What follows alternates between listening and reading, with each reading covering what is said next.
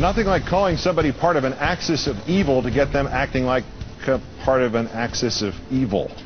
Our third story in the countdown tonight, North Korea, the first member of the axis of evil to hold simultaneous membership in the nuclear club. North Korea's first nuclear test yesterday, coming 6 years after President Bush took office and decided to drop the Clinton administration policy of engagement with the government of Kim Jong-il. A policy that, as reported 3 years ago by the British newspaper The Guardian and also by Fortune magazine, included the sale of 2 nuclear reactors made by a European company called ABB in 2000. ABB's board of directors throughout the 90s and through 2000 included one Donald Rumsfeld. In the 6 years since then, Mr. Bush has refused to engage directly with North Korea, instead trusting communist China to safeguard America's vital interests. China, one of the few countries in regular contact with North Korea, it has consistently failed to dampen the nuclear ambitions of the North Korean dictator. Today, Mr. Bush showed no sign of recognizing that his signature policy of alienating and antagonizing North Korea has somehow failed to produce settlement. The United States condemns this provocative act. Once again, North Korea has defied the will of the international community, and the international community will respond. The Clinton administration had a North Korea policy coordinator as a special advisor to the president from 1997 until the end of Mr. Clinton's term. That was Ambassador Wendy Sherman. Ambassador Sherman joins us now. Many thanks for your time tonight. Good to be with you, Keith. If self-fulfilling prophecy might be too strong a term for this, is the sense of shock and outrage on this administration's part also inappropriate? How could anybody not have seen this coming? Well, I quite agree with you. The administration should have seen this coming. In fact, when President Bush took office, we were in the middle of a very intense negotiation to stop the development of missiles in North Korea, and missiles are important because they deliver nuclear weapons. And the Bush administration decided not to pick up the cards we'd left on the table, even though Colin Powell at the time thought they were pretty good. He got overruled by the President of the United States, as we know, when he sent him out in the middle of a press conference to say, nope, we're not going to follow Clinton, anything but Clinton.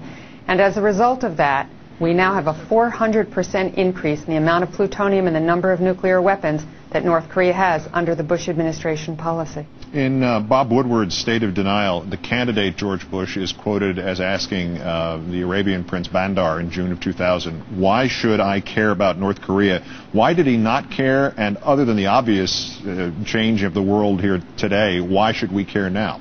It's very hard for Americans to imagine they should be worried about North Korea. Most people don't know where it is. It's led by a rather strange leader that people don't understand. There's no oil. There appears to be no immediate impact on people's lives. But if North Korea has nuclear weapons, several things are going to happen. There may be a nuclear arms race on the Korean Peninsula. That means Japan may decide it needs nuclear weapons. It might be that South Korea decides they need nuclear weapons. I don't think the world needs more nuclear weapons. And more importantly, North Korea, now that it has 4, 6, 8, 10 nuclear weapons, can test them, but they can also sell them. They may also not be secure enough, and terrorists might get hold of them or the fissile material for those nuclear weapons. And I think we'd all agree there's nothing more terrifying for Americans than terrorists with their hands on a nuclear weapon.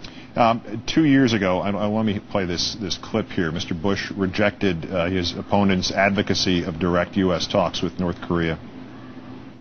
We began a new dialogue with North Korea, one that included not only the United States but now China, and China's got a lot of influence over North Korea. In some ways more than we do. As well, we included South Korea, Japan, and Russia, so now there are 5 voices speaking to Kim Jong-il, not just one. And so if Kim Jong-il decides again to not honor an agreement, he's not only doing injustice to America, he'd be doing injustice to China as well. And I think this will work. It's not going to work if we open up a dialogue with Kim Jong-il. So 2 years after I think this will work, North Korea has tested its first nuclear device. What happened and what conceivably positive could happen next? Well, there's no doubt that it's good to have many voices, as we did during the Clinton administration, telling North Korea this isn't the way to go. But North Korea, at the end of the day, wants regime survival, and they think the only country that can guarantee that is the last remaining superpower, the United States. And so they want direct engagement with North Korea and the United States. And although ultimately President Bush did finally break down and allow a very able negotiator, Chris Hill, to have a direct conversation in the middle of those 6-party talks, Ambassador Hill had nothing in his pocket, and you cannot negotiate with nothing. Now we're in a very difficult place because we have gone very deep in the hole, and that isn't just those nuclear weapons and that blast today. It is about how we get out of this. And after the condemnations and after the sanctions, all of which are necessary because North Korea has to know there are consequences, ultimately we have to get back to talks, and somewhere in there, somehow, there have to be direct talks with the United States. Is a blockade feasible, or that would just make it worse? I think that that is one of the sanctions that's going to be in front of the Security Council. The blockade is not going to stop North Korea from transferring nuclear weapons if it decides it wants to. Plutonium can be the size of an orange. You can put it in a suitcase and take it across a border. You don't need a ship coming out of a port to do that. So although the Proliferation Security Initiative, as the Bush administration policy is called, is a useful technique, it's not going to stop North Korea from having its nuclear weapons and transferring some of that technology if they want to. Ambassador Wendy Sherman, great thanks for your perspective and your time tonight. Thank you.